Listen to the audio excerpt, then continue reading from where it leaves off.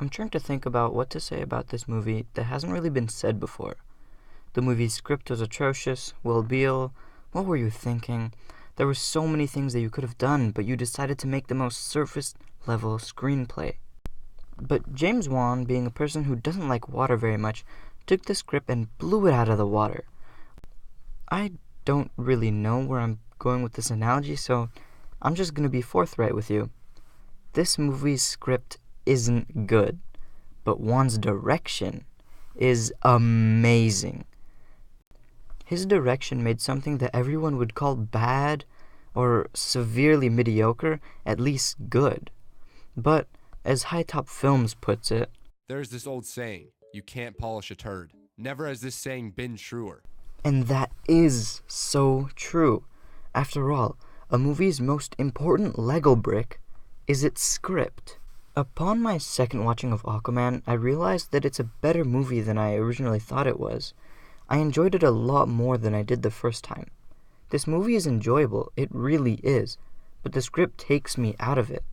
Either way, that's not what I'm here to talk about. I'm here to compare the comic to the movie, and what is technically episode 2 of From Page to Picture. Beale took John's 2011 run of Aquaman Volume 1 and 3. He definitely read Volume 2 and made a smart decision on what to do with it. Beale dropped it, much like what he should have done with a lot of the movie's content. You see, Beale read these comics and saw a lot of potential, so he or the studio forced him to cram it all into one movie. That's exactly why the movie feels so underdeveloped. There's way too many things going on for you to really understand how awesome all of it is. Finally getting to the comics, Volume 1 of Aquaman focuses on Arthur Curry, Mera, the Trench, and the world's perception of Aquaman. These few issues still stand to be some of my favorite comic book issues ever. Despite this fact, I'll try and be brief. Now let's get some of the general information out of the way. So, at the beginning, Aquaman is established and seen as a joke by the general population. Mera and Arthur already have an established relationship, and Arthur was king as a teen until he left on his own accord. Now, as an adult, Arthur wants nothing to do with Atlantis. Okay, so now that the path is clear, let's get cracking. The Trench have left their cavern and are on the loose. Aquaman and Mera must catch them.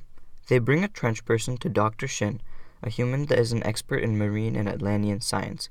He also taught Arthur how to use his powers. Dr. Shin says that the Trench people are from the ocean floor and have come up to feast. Aquaman and Mera go down to the Trench, and they're greeted by seemingly endless Trench people. They also discover the Trench Mother. She's like a queen bee to her hive. The Trench Mother was replaced with that portal at the bottom of the ocean in the movie.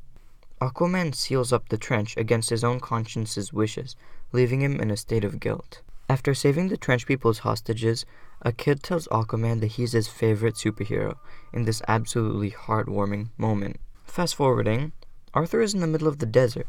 He hallucinates his father and voices his fears of not belonging to any place through him. Arthur then sees a message from an ancient Atlantean about the sinking of Atlantis. As Aquaman arrives home, Mera is out getting dog food, because yes, they do have a dog. A creepy manager molests Mera only to get his arm broken. Mera willingly goes with the cops, and that leads her to a hostage situation, where she subdues the gunman in the coolest way possible.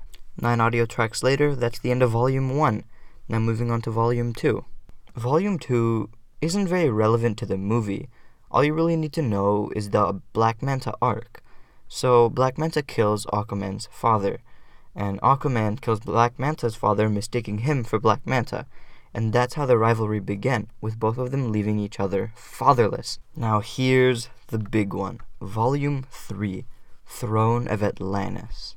Much like the movie, Atlantis was attacked by a submarine, a human submarine. In response to this, Orm orders an attack on the land, following the Atlantean attack plans that Arthur helped write when he was king. At this time, Arthur and Mera are in Gotham, and this is where Phase 1 begins.